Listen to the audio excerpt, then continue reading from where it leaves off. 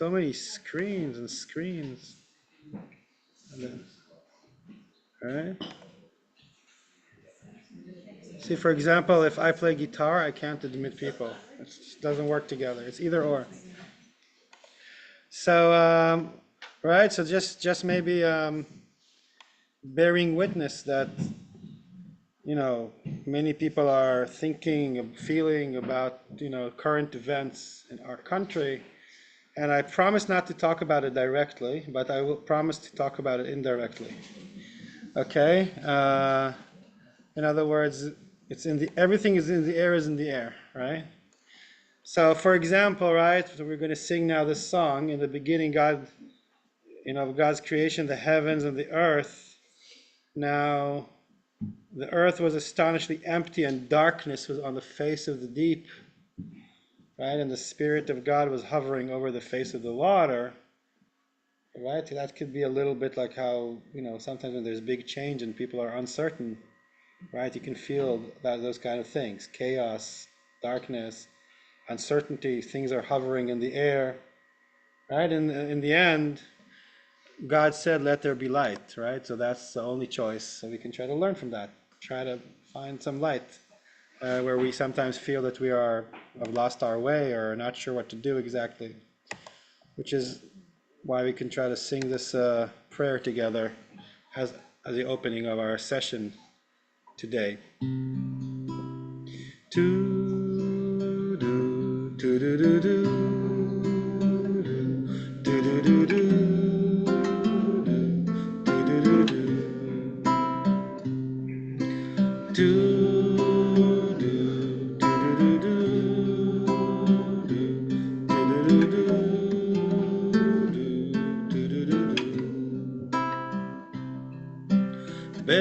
בראשית ברא אלוהים את השמיים ואת הארץ. בראשית ברא אלוהים את השמיים ואת הארץ, והארץ הייתה תוהו ובוהו וחושך על פני תהום. והארץ הייתה תוהו ובוהו וחושך על פני תהום.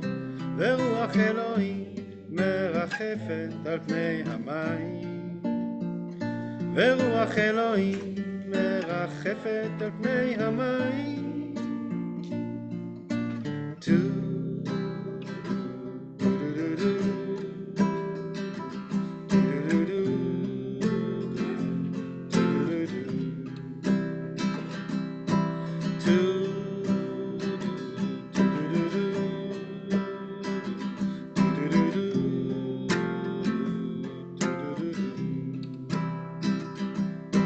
בראשית ברא אלוהים את השמיים ואת הארץ.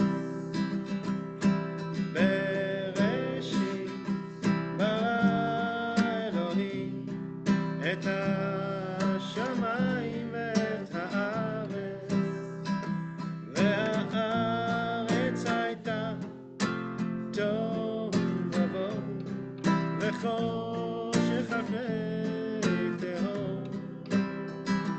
והארץ הייתה תוהו ובוהו וחושך על פני תהום. ורוח אלוהים מרחפת על פני המים. ורוח אלוהים מרחפת על פני המים.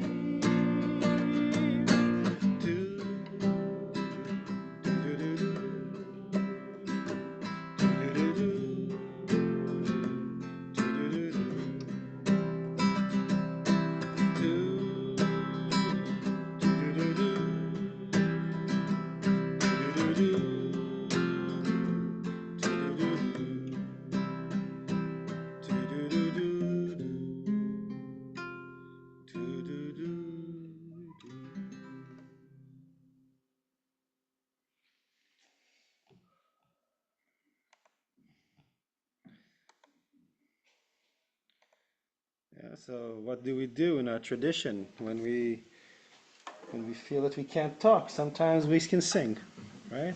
If the different traditional tools for dealing with things that we want to deal with, right? So another thing that we sometimes do is that we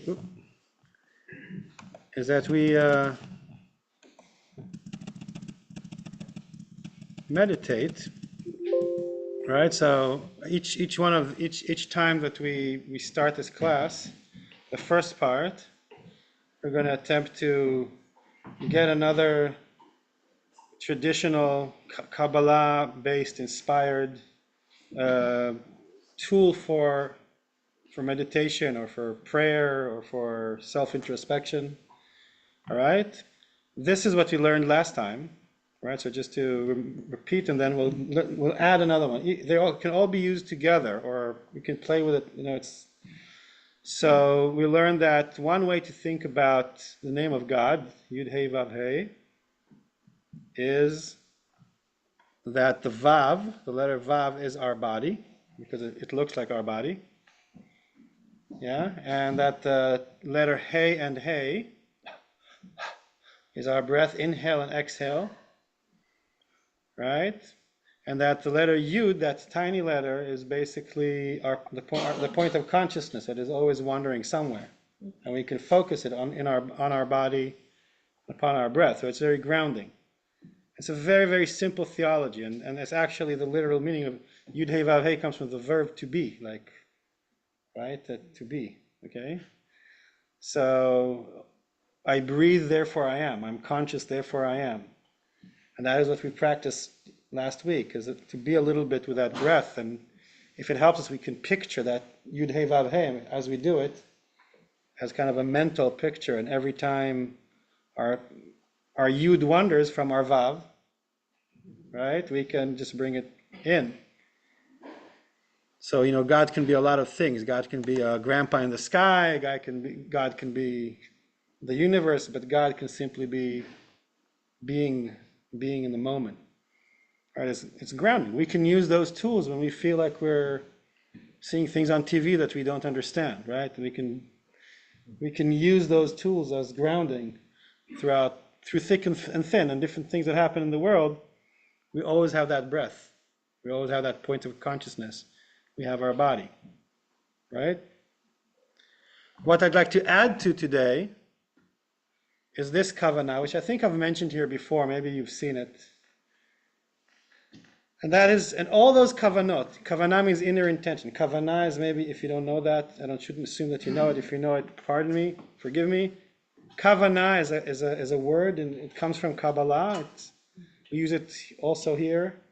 Inner intention. In other words, what to kavanah, from direction, from intention. What we do inside in our mental, spiritual, emotional inner world when we perform a ritual.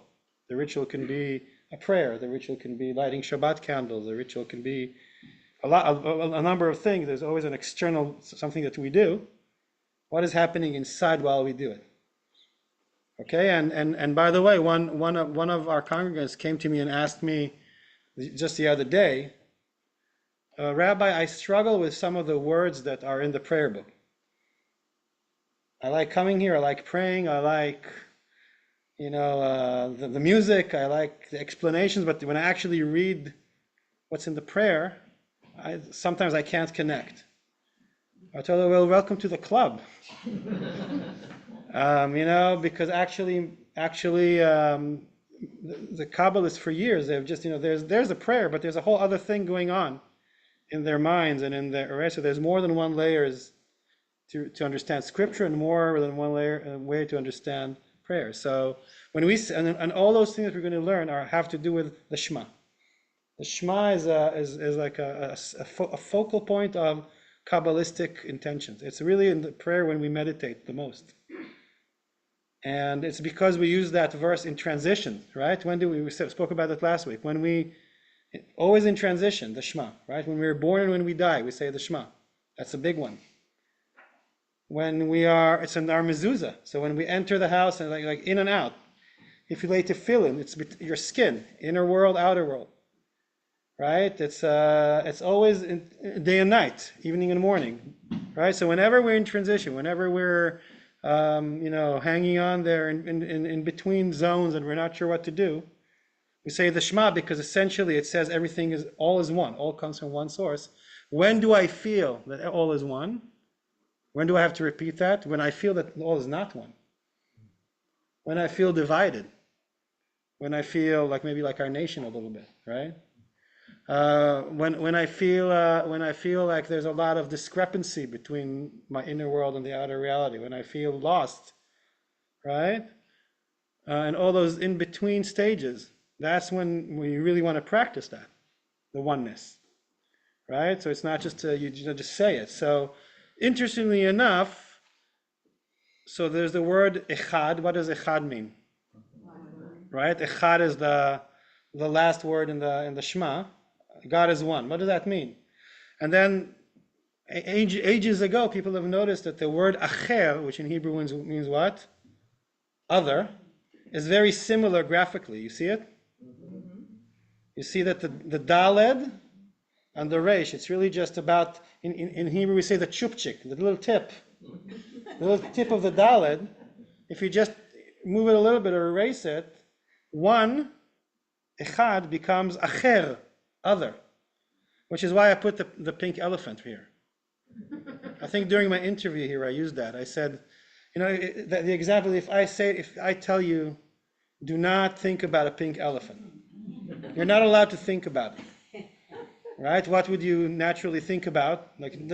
Don't think about a pink elephant, everyone. What do you think about? Right? So if the rabbi tells you, right, on Friday night or on Yom Kippur, now we're going to say the Shema. It's our declaration of unity. I don't know what kind of rabbi says that. A declaration of unity of our faith. Now we're going to just be one in harmony with the entire universe. We're just one now. Let's be one. What obviously is going to come to mind? What's that? The pink elephant. All the things that actually we're not in oneness.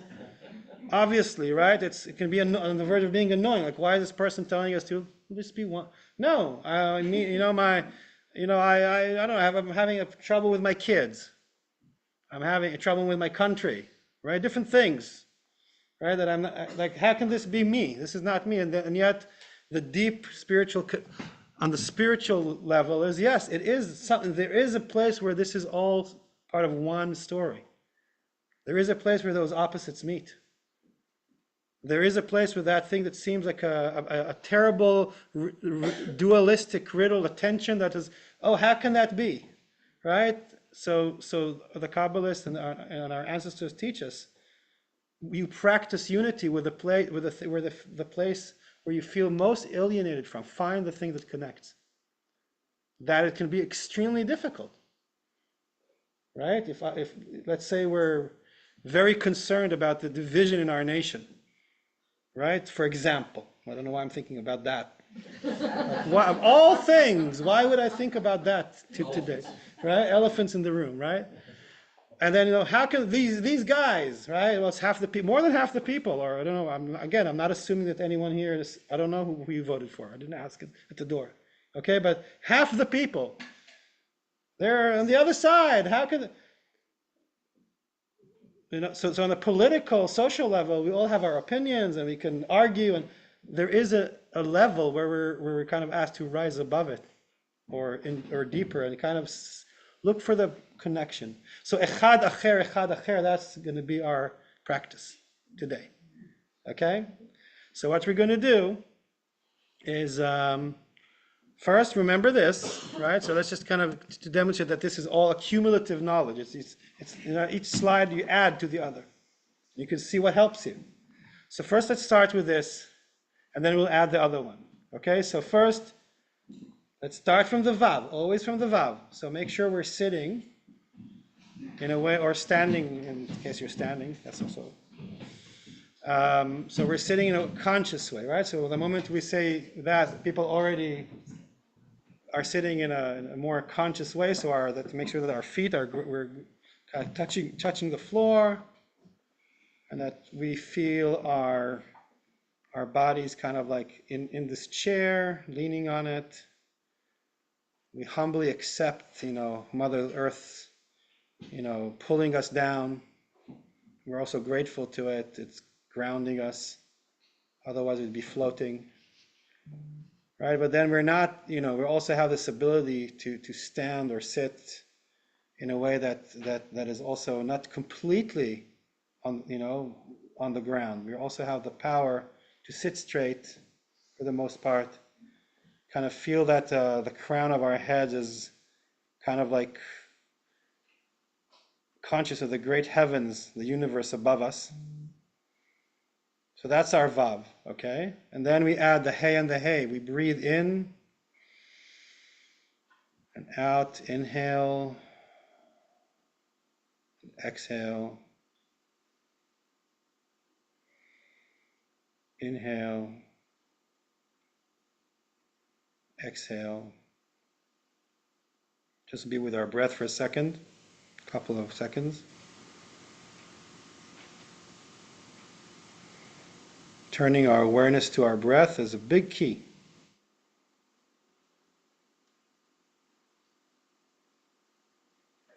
And then be conscious of the yud. There's our mind, our consciousness is always directed towards something. So very naturally, our mind would wander to 20, 30 different places, and we can just gently observe it and bring it back to our breath and our body and our being here in the very moment.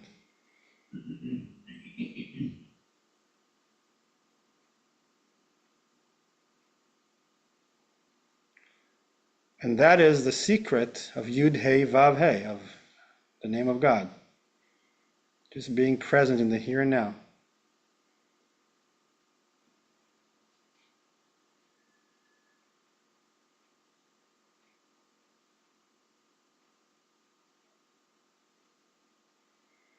So if my mind wanders, I can bring it back to the breath.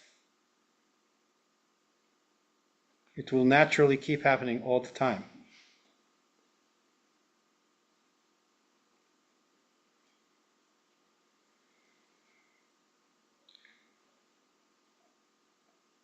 To this we can add the second slide of Echad and Achel.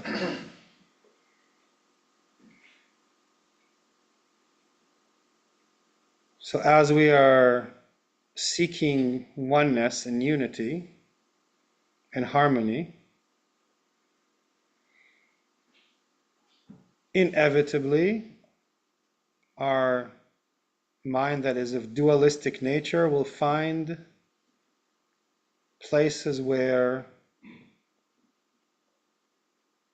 we do not feel that we are one with something.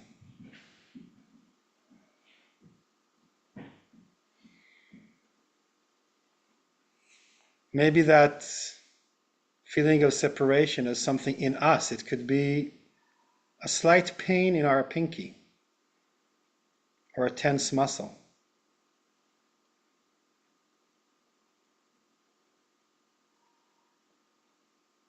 It can be some kind of an emotion that we have towards ourselves or towards somebody else.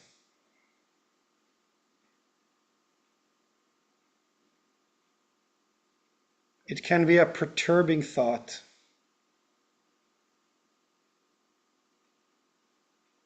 An unfulfilled desire.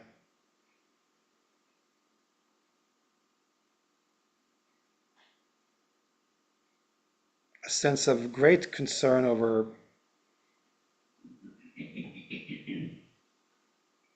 current events. It can be all of the above.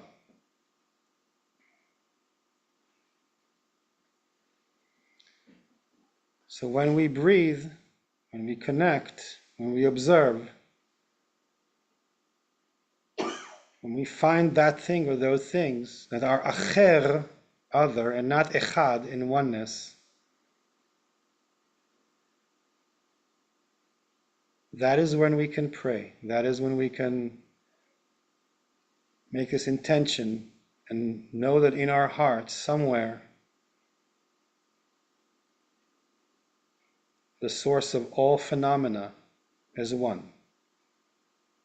That is what our faith teaches us.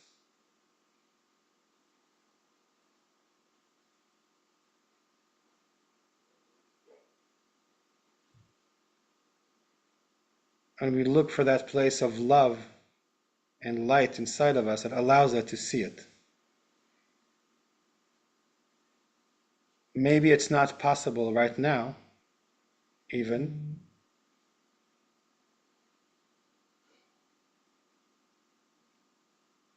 But we know and believe that it does exist.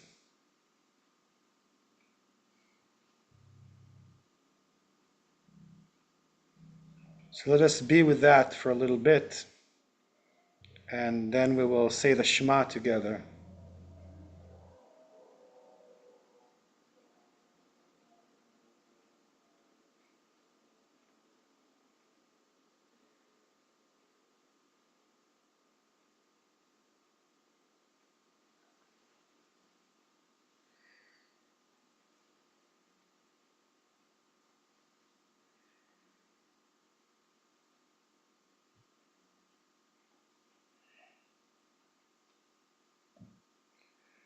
Please join me for the Shema. Shema Yisrael, Adonai Eloheinu, Adonai Echad.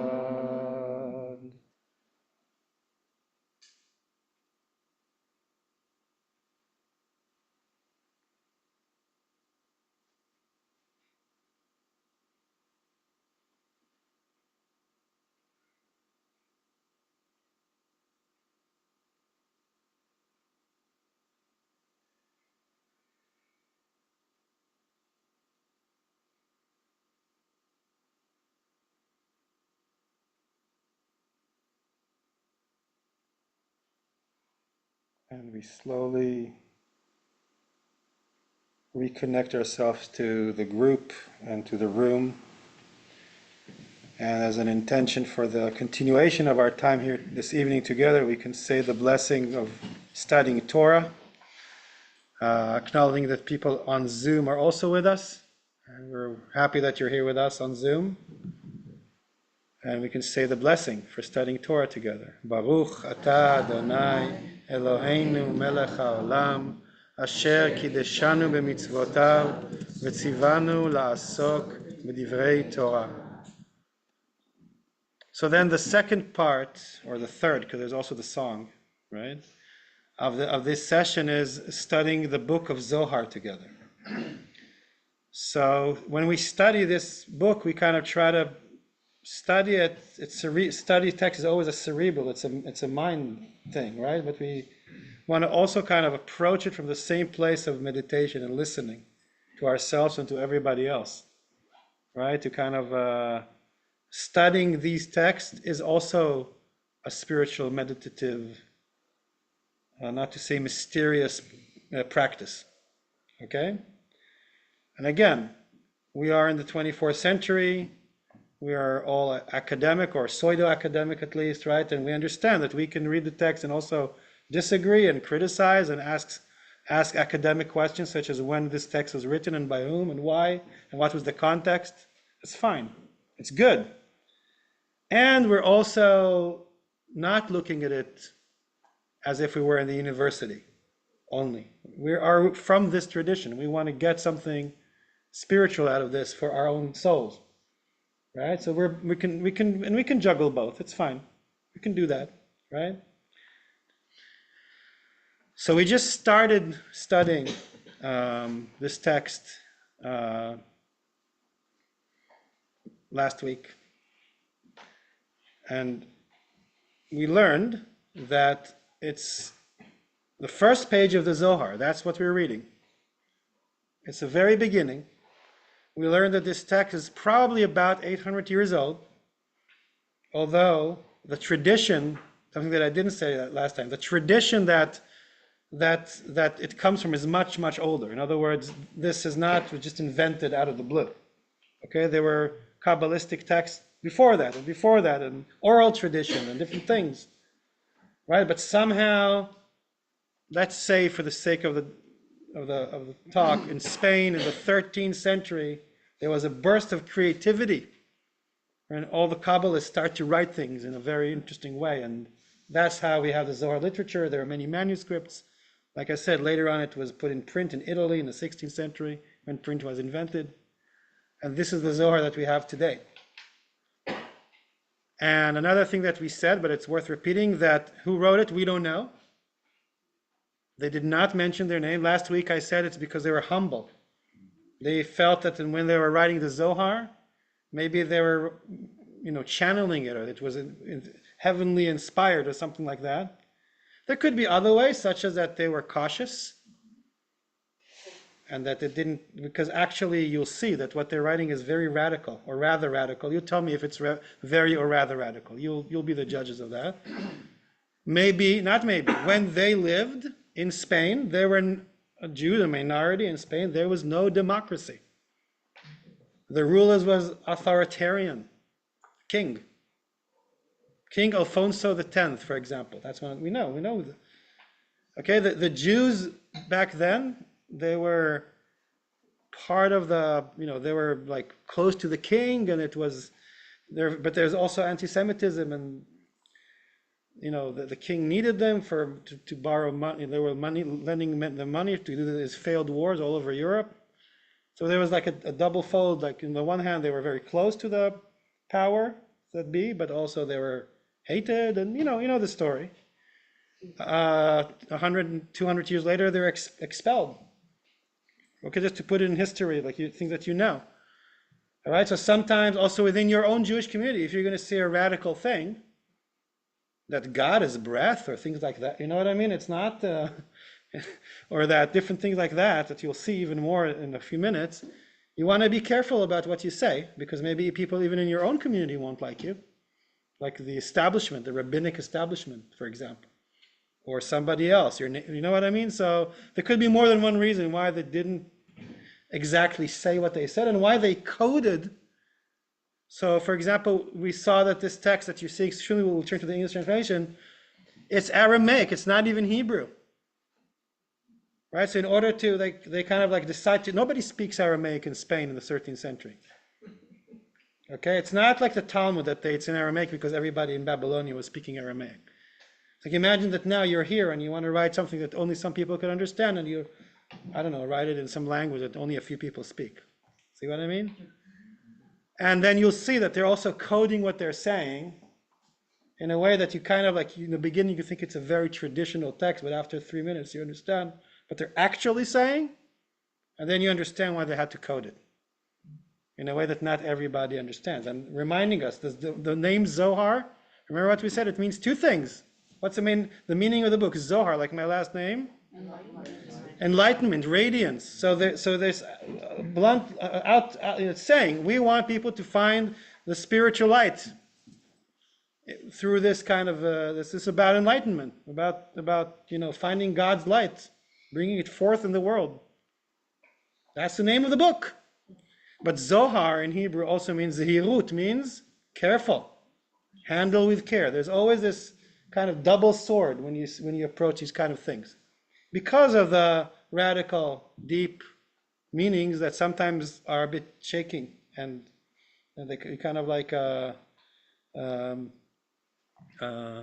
play with reality a little bit, like you play with the texts. Okay, you want to okay, so that's kind of like the dangerous yet interesting grounds we'll be trying to follow in the footprints of the Kabbalists.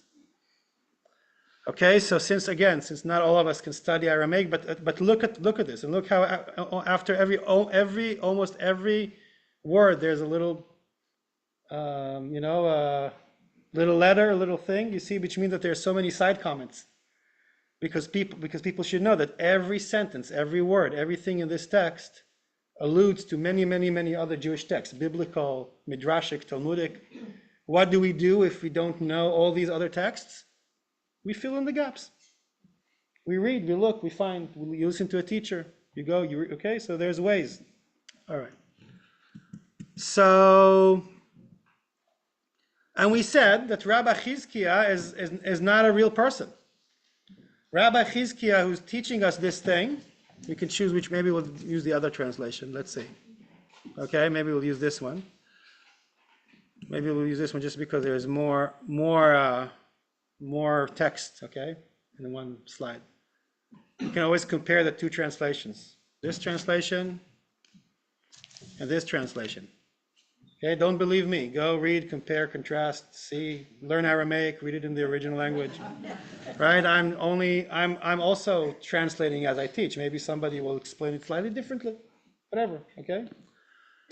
So Rabbi Chizkiah is one of the students of Rabbi Shimon Bar Yochai. But not the historic Rabbi Shimon Bar Yochai. According to the story told in the Zohar itself, Rabbi Shimon Bar Yochai, who was a historic figure, who lived in the Galilee, where I used to live 2,000 years ago, okay, at the time of the Roman Empire, had a group of students. Rabbi Chizkiah is one of them, and they're the ones who taught and learned the Zohar. But really, this is all a fairy tale. Rabbi Chizkiah and the other rabbis who are allegedly Rabbi Shimon Bar Yochai's students in this imaginary group did not all live in the same generation at all. Okay, there's some kind of fairy tale. Again, are the Kabbalists in Spain in the 13th century, 12th century, whenever they're writing this, are they doing it because they're humble, because they feel that they're spiritually channeling those people, because they don't want because they feel that this is bigger than them in a sense? Or are they doing it because they're trying to, again, be cautious, disguise who they really are for different reasons, possibly social, political reasons? Or that they're trying to give this text kind of a sense of antiquity and validity? Maybe all of the above a little bit, all right? But you understand there's a whole imaginary world where the Rabbi Shimon Bar Yochai and his group of students are wandering about the Galilee and Israel and are writing the Zohar that people in Spain invented, right? So this is Rabbi Chizkiah who's talking now, all right? What does he say? Let's move, because I'm going backwards a little bit. I also want to progress to. Okay, Rabbi Chizkiah opened his discourse with this text. As a lily or rose, I would use rose really, you'll see, among the thorns, so is my beloved amongst the women. He's quoting what? Song of Songs, the Kama Sutra of Judaism, the love scroll of the Bible, when he is interpreting what? What is the text that we're interpreting? Bereshit.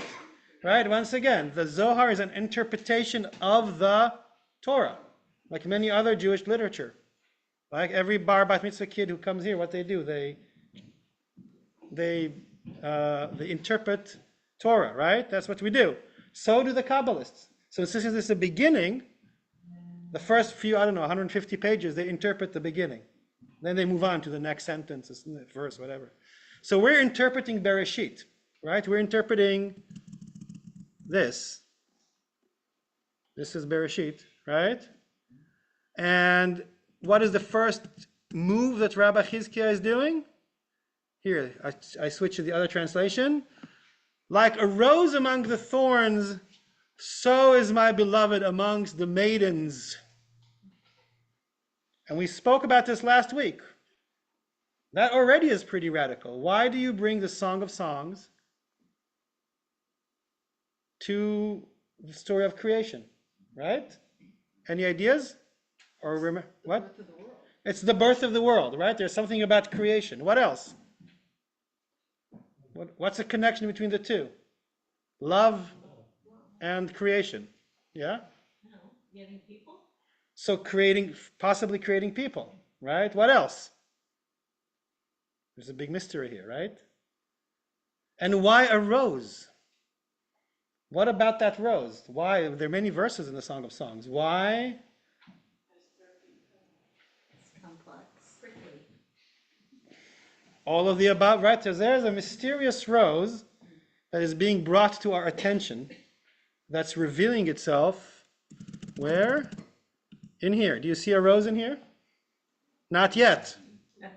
Not yet. The Kabbalist, Rabbi Chizkiah, is saying, as you look at this text, this Hebrew text about how God created the world, I'm telling you, there's a rose in here. What's that? Okay. Let's unravel the mystery a little further, okay? For there is a rose, says Rabbi Chizkiah to us, and then there is a rose. All sorts of roses in the world. It's a very mysterious rose, okay? And now we're going to have to be patient here. It might be a little bit like, what are they talking about? But I promise, like so very soon it's going to make a little more sense in a Kabbalistic kind of way. Just as a rose among thorns is colored red and white. What kind of rose? Well, we know that there is, right? Alice in Wonderland, right? We're painting the, right? See that you'll start seeing that there are many allusions to many things in our culture that we know, right? So this rose apparently can be either red or white. We know that roses come in different colors, right? So assembly of Israel includes judgment and compassion. What is this assembly of Israel? Why? Where did that come from? Creation of Israel? Possibly. What is the assembly of Israel? What is the assembly of Israel compared to here? What? To the rose. Why is so there's something that is called a rose. Let's start collecting clues here. It's a rose. It comes in two colors. Which colors are they? What do they symbolize? Compassion and judgment. These are two different. Can you guess which one is white, which one is red? Compassion is white. Compassion is white and judgment, color of blood, right? Red. I agree, right? And the assembly of Israel is compared to that rose. What is the assembly of Israel? All of us. Assembly of Israel. What's the connection between the assembly of Israel and God, for example? Song of Songs. Think about that. God's beloved. So, right, there's a relationship. Okay, there's a certain relationship, but you'll see soon that the assembly of Israel is not exactly what we think either. It's connected to the rose. Yes, there's a love story between God. We said that the Song of Songs can be always read in three different levels, at least. One, it's the Kama Sutra. It is, we said it last week, it is actually a guide for erotics. Like, go and try this at home, I said, with your significant other. Right? There's instruction there. It's all metaphorical. Level number two, it's a love story between two biblical figures, usually a man and a woman, okay, in a traditional sense. And number three, it's always an allegory to the love between God and its people. Then we can argue who belong to the assembly of Israel in the narrow sense, in the broad sense, right? Who are in this the humanistic, universal sense. But there's a love story, and there's a rose, and then there's the judgment and compassion. Just as a rose has 13 petals. Does a rose have 13 petals? Not really. Maybe some of them. This, believe me, academic articles have been written about what is that rose? Is it a real flower that they're talking about? Possibly. But I don't think that's the point. They're depicting a rose that has 13 petals and is red and white, which symbolizes judgment and mercy. Have you ever felt these two divine powers working in the world? Compassion and judgment? Right? This is not a theoretical thing, right? When the October 7th thing happened, 1 year, there was this big event, TBK, and we taught, and we said, sometimes God also can speak through the difficult things, right? It doesn't always have to be a fluffy rainbows. Sometimes the harshness in the world can also be understood as God's speaking to us. Possibly, I don't know if you believe in God even, but right, so we have that. Just as a rose has 13 petals, so assembly of Israel has 13 qualities of compassion surrounding her on every side. Does anyone here know what this tradition of the 13 qualities of compassion? Isn't Well, right, so the tribes would be 12, so that's almost, but not quite. But no, but good thinking, because the assembly of Israel, you could think. That's what it's- Well, how maybe it's like the 12 tribes, and then maybe they're like all in a circle, and the 13th one is maybe that's how the row. Who knows, right? You can try. Believe me, many people have imagined this rows, and something you have to know is that when you study Kabbalah and Zohar, you have to kind of like do an animation thing without a screen. So you have to imagine there is something about a lot of visualizations. Or maybe that, so you can imagine that row. So maybe 12, but you said something, Judy. Then isn't there a prayer that lists the 13? Oh yes, when do we say that prayer? On which day of the year? I'll give you a hint, it's a very holy day. Vayavor Adonai al panav vayikra, Adonai, Adonai el rachum v'chanun, erech hapayim. It's where is this text coming from? It's a prayer that comes from another biblical text. When Moses begged to God, I want to see you. I really want to see you. There was that thing, Moses, I really want to be with you. Hallelujah. You know that song, right? That's George Harrison. George Harrison is not the first person who wanted to really want to see God. According to our tradition, Moses is the highest prophet. Right? Is the person who symbolizes the closest that you can get to God in our tradition. The prophet. And even, remember when he begged to God, show me your face, and God told him what? No, you can't see my face, but you can see my back. Did you know that God has a back? Right? And then God took Moses and put him in the rock, like in the crevice of the rock, and walked up. Something happened there, and then it says, "Vayavor Adonai al panav vayikra," and God passed by Moses and called. And it's not clear from the text who called. Did Moses call or did God call? Probably literally Moses, but you see it's like this place where, again, Yud Hey Vav Hey, God and man kind of like are mirroring one another, let's put it gently, right, in a nuanced way. And then it says, and then what Moses experienced was the 13 attributes of mercy. Adonai, Adonai, El Rachum v'Chanun, Erech Apayim v'Rav Chesed v'Emet, Notzer Chesed la'alafim, Noseh Avon v'Fesha v'Chata'a v'Nakeh. And we say that on Yom Kippur, and because we're Reformed Jews, we say it once or twice. The Sephardi Jews, they say it maybe 100 times throughout Yom Kippur in great ecstasy.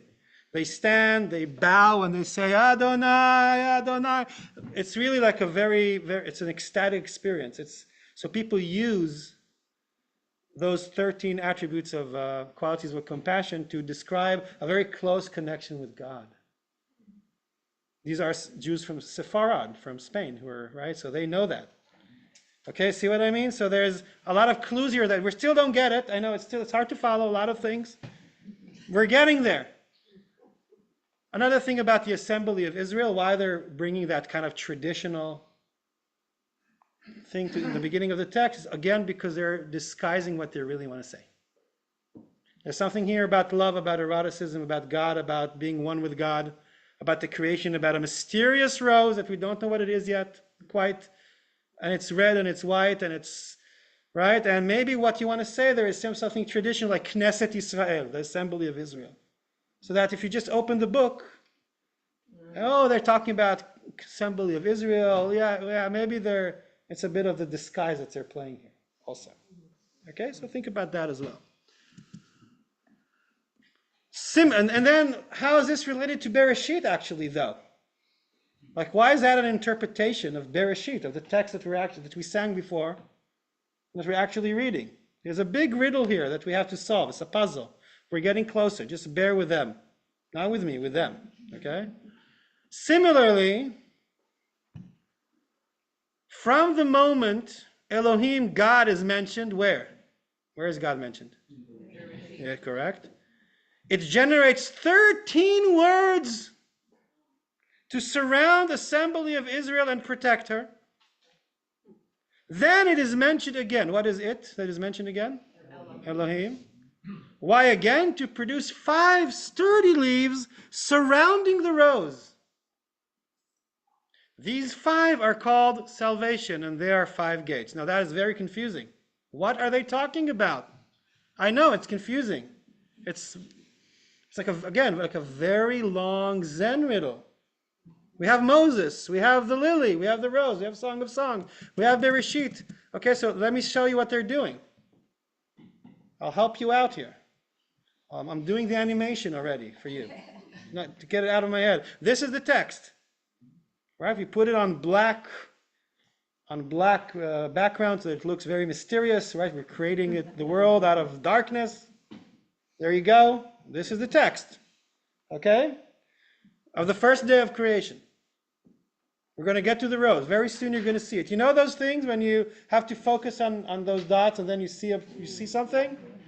What is it called? There's a name for that in English. Magic eye. Magic eye, right? Right? Anyone in the book club you remember? There's a magic eye in the beginning of that book, right? You look at it and then all of a sudden whoop, you see the boat or the fish. So there's a rose here in the same way, but you have to get the Kabbalistic whoop to see it. This is the first day of creation. First of all, they are separating it. The first part and the second part. They're going to zoom in just in the first part. The second part, and God said, Yehi or vahi or. My apologies if you can't read the Hebrew. The second paragraph here is basically once God says, let there be light, and boom, big bang, if you wish. Or the stars are created. See what I mean? The first paragraph is just before there's anything. It's this subliminal space. That's the word I was looking for before. Right? There is already the Bible. There's already the story. There's Bereshit. There's a beginning. Yet light is not yet being created. Our song ends there, remember? Yes. Pnei hamayim. Do. So that song leaves you in that subliminal space before light is created. Very interesting place to be. Right? Actually, I was watching with my daughter one of those, what's the name of this African American guy who always narrates the nature series? Morgan Freeman. I was watching one of those Morgan Freeman thing with my daughter, and he actually said that after the Big Bang, for the first whatever billion years, everything was dark. It took a while for the first star.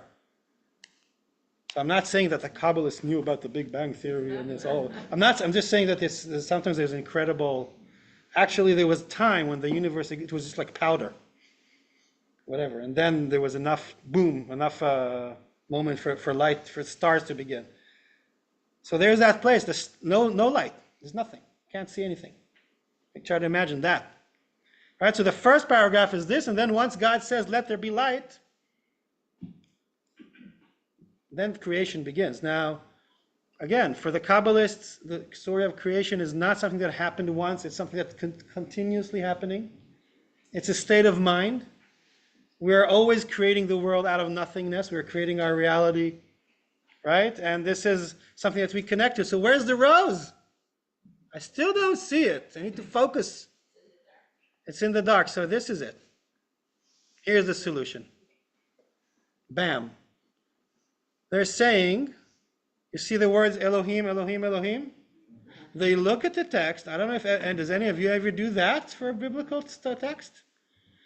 Kind of not something that you'd think, right? At least I didn't think about that kind of like, this is how you can read the Torah? Yes. See, people look at the Torah and they see that there's a verb, there's a noun, there's a subject, there's an object, there's an adverb. It's a text, it's a literal text.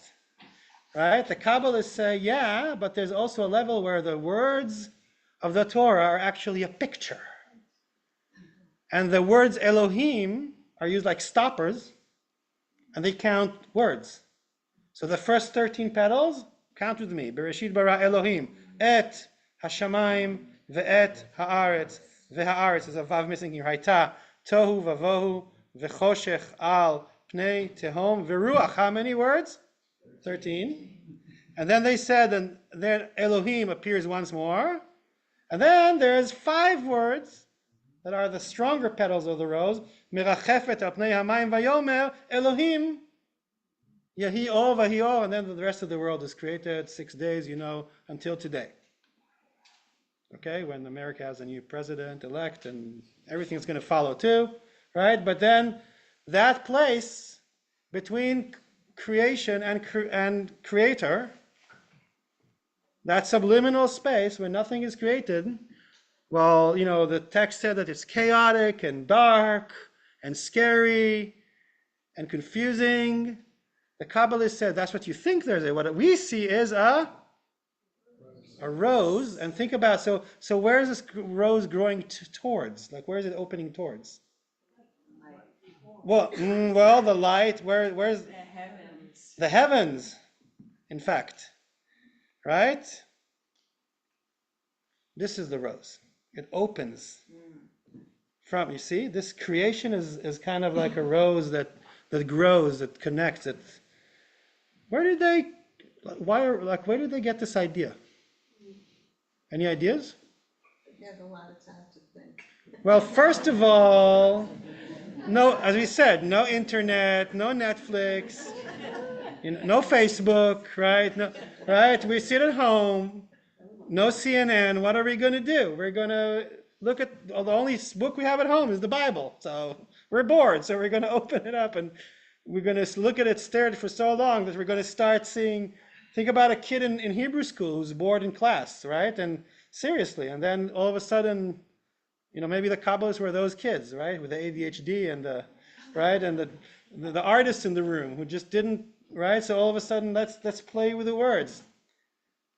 See, the way that they try to read this is a little bit like, they're telling us something about reality. What are they telling us about reality?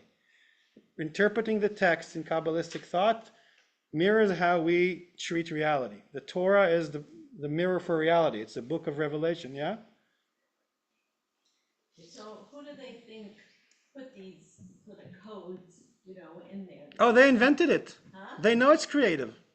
They didn't necessarily think that it was put there by some. You see, some misconception is that when you study Kabbalah, you decipher some ancient code that is a closed code.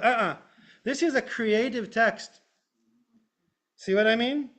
Okay. In fact, there are some codes in the Bible. We'll see later on that sometimes, these traditions go very far back, and sometimes you realize, in fact, that people who actually wrote like the Shema, the Ahavta, they actually thought how many words should be there and how many letters, because these traditions go way back. Okay? Sounds like a poetry, like a form. Yes. It is it's poetry, it's art. Whoever told us that Judaism, you see, we're the artsy ones. The Kabbalists, this is we have to look at this as a very creative way to look at scripture. One of the Kabbalists in the 12th century, Nachmanides, not Maimonides, the other guy, Nachmanides, he said when Torah happened in Sinai, God spoke the Ten Commandments, all that, 7 different levels. The lowest, most outer literal one was the literal text. And then 6 levels were not even the literal text, just different things, a little bit like the rainbow or the chakras, if you know what that is, right? And then everybody heard what they could. So the Kabbalists, you see what they're doing to Torah? They're kind of saying there's the literal sense. We're not saying it's not true, but we're saying actually it says a lot of other things, and you can paint roses, and the words move, the letters move. Torah becomes alive. If they had like Pixar, they could have made it into a. That is, by the way, a project yet to be done. Seriously, if anybody wants to think, yeah, serious. Poets say that poetry is another language, that when you can't, that's why people want to do it write it during trauma and stuff, because regular language doesn't, so you have to have it sort of in image code and stuff.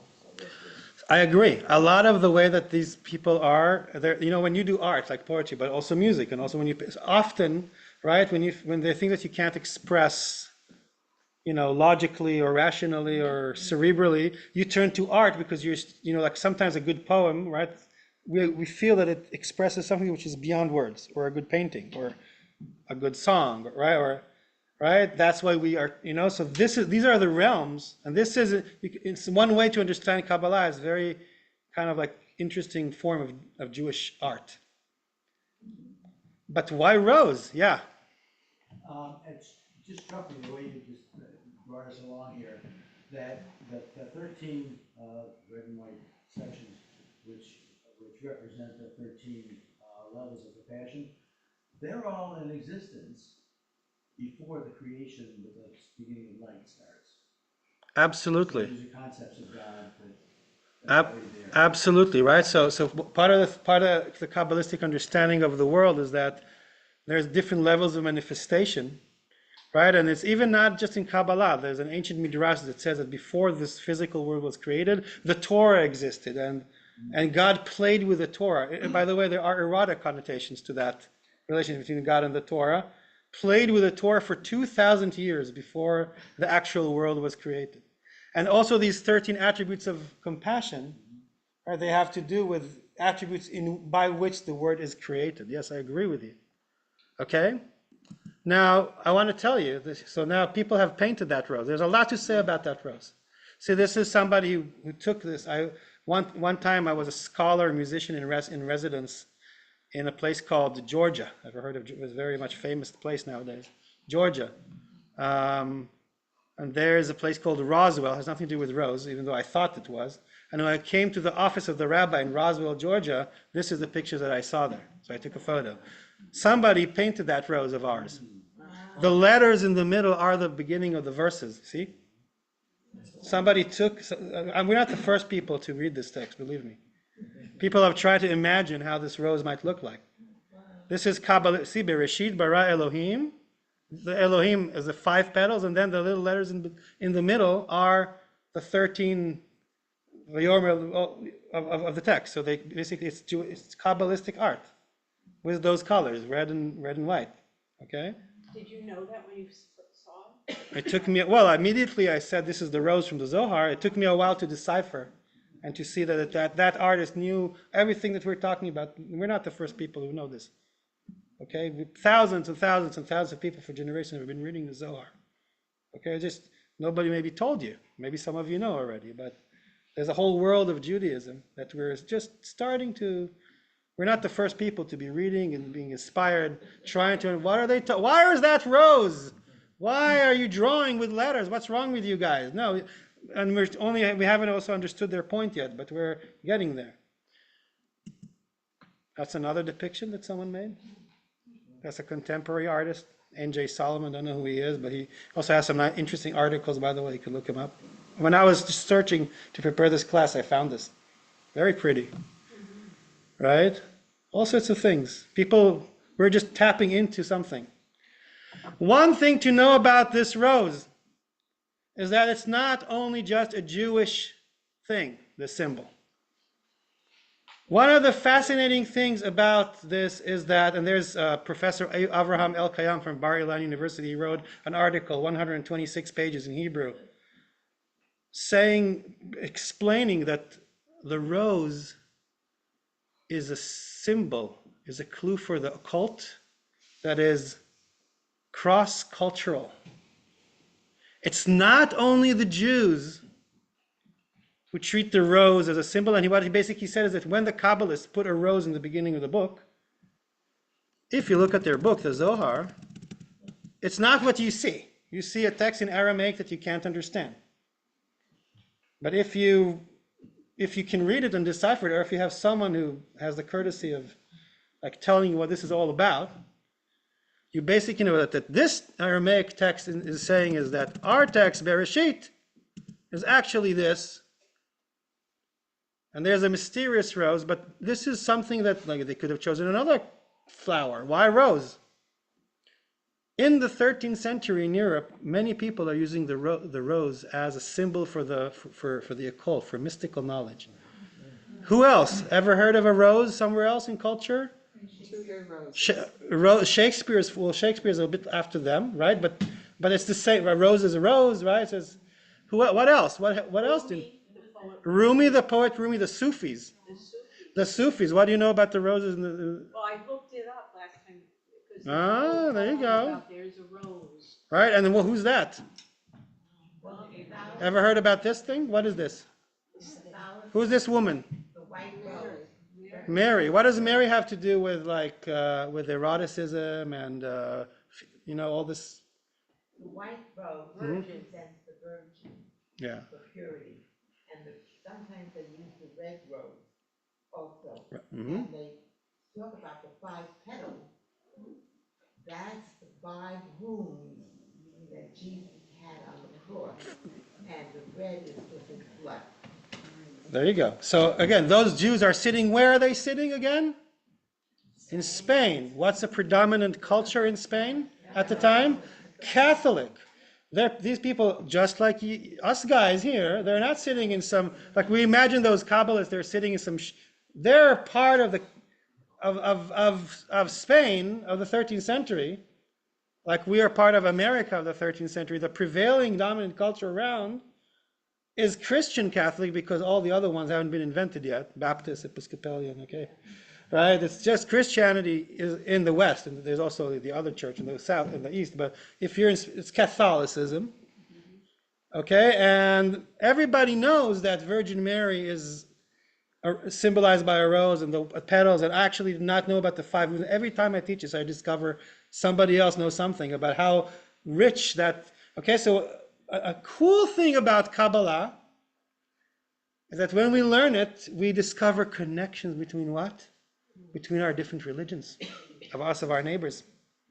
Or some people maybe in this room even who grew up maybe Christian or something, and or married someone, or you know what I mean? In other words, on the outside, the religions are like fighting with one another. On the inside, where when the spirituality lies, we find fascinating connections. And then if you mentioned Sufi Islam, indeed. Oh, so before we get to Sufi Islam, what is this? Anybody knows? The rose windows of where? Of Notre Dame in Paris, erected at the same time, the same century. It took them like 300 years to build this, but it was finished at the same century where our text in Spain, not too far away, is written. Okay, and our text also wasn't just written in one day. It was many groups of Kabbalists who write it. So you see that the Christians, they have the means. They build real cathedrals. Huge. The Jews, they don't have, they don't build huge cathedrals. Maybe they have a tiny little synagogue near the cathedral in Madrid or in France or whatever, Toledo, wherever they are. But they can build, what kind of cathedrals can they build with roses like this? Pictures in our mind. See what I mean? So you can build a cathedral and with glass and with stone and right, Notre Dame, that got burned down. Remember a few years ago, and then they were rebuilding. That's these are all cultural things that they're familiar with, and it's a cultural language, and it said, the article that I'm quoting now said that see if you put a rose at the beginning of the book, it's like an emblem. It's like for everybody to know this is the occult. Ever saw the movie The Name of the Rose with Sean Connery? Rewatch it or homework, find it online somewhere and watch it. You'll see there, and they're Franciscan, and Saint Francis had a miracle with a rose that has no petals. These are all very close. Okay, so a whole other subsection of studying Kabbalah is being sensitive to the fact that we're tapping into a tradition that is very Jewish, but is also not only Jewish. It's kind of a paradox. The deeper you go into the traditions, the more you find, see what I mean? The more you find similarities to other traditions, neighboring traditions. And you mentioned Sufi, just a moment. Oh, you have a question? Yeah? So you mentioned Sufi Islam. For those of you, Rumi, for those of you who don't know it, that is like the Kabbalists of Islam. Okay? Ever heard of, see they have also the rose, and this is Arabic inscriptions, red and white. They have this you find that on the internet, okay? And ever heard of the whirling dervishes? Yes, I've seen them. I saw a performance of them. Brooklyn Academy of Music. Okay. So what do, the whirling dervishes? They have, so there's a ceremony in Sufi Islam, okay? They become in a trance. Right, so I've participated in some of those. You sit in a circle. There's not always the whirling dervishes. It can be similar. They just sit. There's usually a drum, and it's called a zikr. Zikr, like shamor v'zikor. It's like to repeat the name of God. In Judaism, there are 70 names of God. In Islam, they're always like a level above us. There's 99 names. Right? We pray 3 times a day. They pray 5 times. It's always like a little bit more in Islam. I don't know why, but they have less holidays, which is to balance it out. Okay. So Sufi Islam, they go into an ecstatic state, mentioning Allah, but they can also maybe repeat other names sometimes. And usually there's a sheikh on either, and then sometimes they have the whirling dervishes. You see they're dressed in what colors? Right? And that mystical dance where they kind of, can you understand what is the rose? It's the motion of opening up, opening up, opening up the soul to God. Okay? What's that? In this particular picture, miraculously, I think I also counted 13 dancers. So, yes? So, how do And all then- these traditions all have this same image of the rose when they're in different parts of the world? Okay. And I also remember that you had a question or a comment. But, well, A, they were not in different parts of the world. They're all in Spain. You know the history of Spain? It was the Andalusia, right? Before Spain was the Reconquista, before it was conquered by the Catholics, who ruled Spain? The Muslims, the Moors. We know that, or vaguely remember it from world. Right. So Spain is this kind of like area where you have some Muslims, or at least some remnants of Islam. That we know the fact that they conquered the Muslim doesn't mean that they were there, and their knowledge was observed. You know, all this whole thing about how the Christian Catholic Church and then Western society, how did they retract all the knowledge from the Greeks and the Romans? It was forgotten. The Muslims kept it in Spain. And the Jews were the translators. The Jews were the ones who taught the Christians the knowledge that they knew from their Muslim, right? So Spain is that place where you have Christians, Muslims, and Jews, and they're not in different places. They're like all each other's neighbors when they're not busy killing each other and expelling one another. All right, there's a very rich culture there. It's intercultural. So it's actually exactly in the same place, exactly in the same time. When did Rumi live? 12th, 13th century. Okay, it's actually the same time, the same place. It's like maybe you're Jewish, but you have like a neighbor who celebrates Christmas, so you know about a Christmas tree. Or maybe you're even friends, and maybe you're mystics, and you compare and contrast prayers and meditations, and it's all, you see, so this journey that we're disembarking upon shows us it's very Jewish and we're going to get to more levels of that, and it ain't over yet. But it's also very cross-cultural and kind of in a cool way, I think. Right? And when they paint the rose at the beginning of their book, not everybody understands it, but if you have the eyes to see it and you know about these secrets, you know, oh, they're going to tell me about things that are of how to know God, that are also connecting Jews, Muslims, Christians. All those religions are the shells. For the mystics, God is not Jewish or Muslim. See what I mean? Do you understand now why you can't teach Kabbalah to everyone? It's very radical. It's kind of like, it's a different realm. Yes? If you go with the chronological, the Jews left the land of Canaan. Many of them went to Rome. Then they were exiled or chased out, and they spread throughout Europe, with many of them going to Spain before they were chased out from there. But where does that rose come from initially? Because I don't think you had many growing in Israel. Oh, you do. Oh, yeah, we have roses. I've never seen one. Yeah. I've been there 3 times. Well, you should have come to my garden. So we need to wrap up in 5 minutes. But no, they are. Are they original, or were they brought in? So as far as I know, the roses are all over the Middle East and all over Persia. By the way, speaking now of all our contention with Iran. So Rumi was from Persia. He's buried in Turkey. In Persian culture and mysticism and religion and Zoroastrianism, etc., the symbol of the rose, very strong. They have, of course, roses are all over all over the world, really. And yes, of course. I'm not saying they're not, but I'm just. And another thing is, we don't even know. So these people, you see, like sometimes it's interesting to think which is what has the origin. Did it originate with the Jews? Did it originate? I think it's actually less important even, because it's like kind of like knowledge that is swimming around, and maybe some of those traditions go back further, even before Judaism at all, and monotheism, and all the way back to paganism. Right? So, and by the way, the lotus in the east, It's not a rose per se, but it's maybe a similar idea of a flower that. Okay, so you can think of it of many ways. And you could say, oh, maybe it originally came from the Jews, or who influenced. And so are those people learning from the Christians that the rose is a symbol of Virgin Mary and they're like Judaizing the symbol? Or are they the ones who taught the Christians to think about Virgin Mary as a rose? Or did it all come from the Muslim Sufism?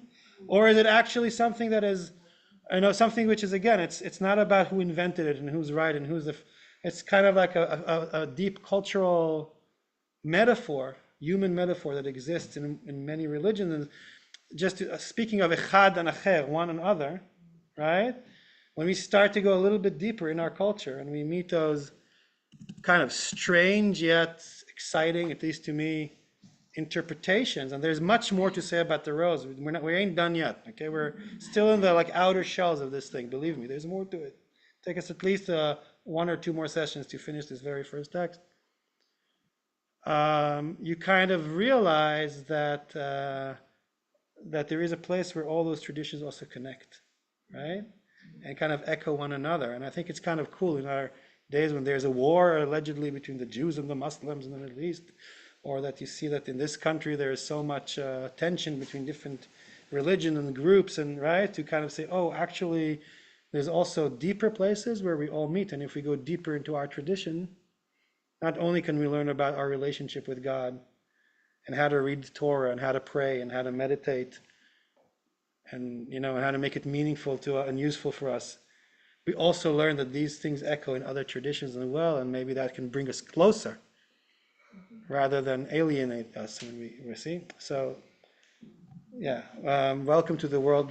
Welcome to the beginning of what is Kabbalah, but there's more.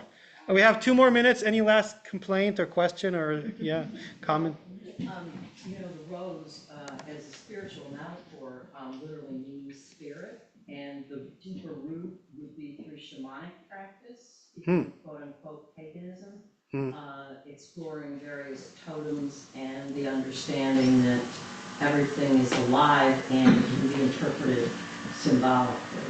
So, I know little about shamanism and paganism, right? But again, every time I've been teaching these texts, here and there, and every time I come with those texts that bear these strong cultural metaphors, I realize that it's connected to much more than I realize myself. And so yes, thank you for anyone else before we wrap it up for today.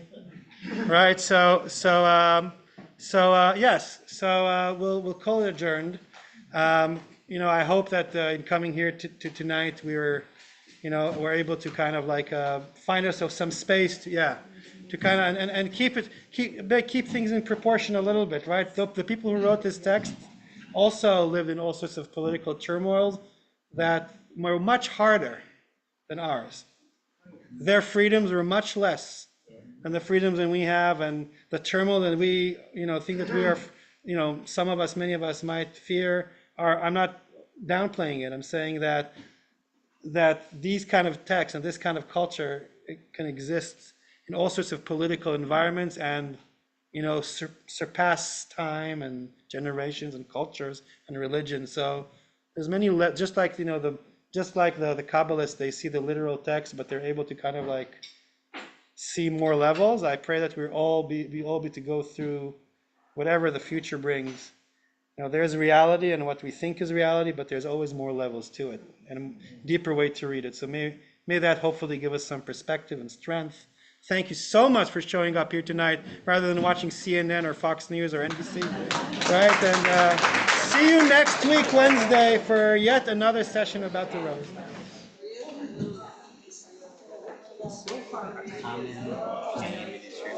Yes, it's much more common than it is here. Okay. It's not like Levi or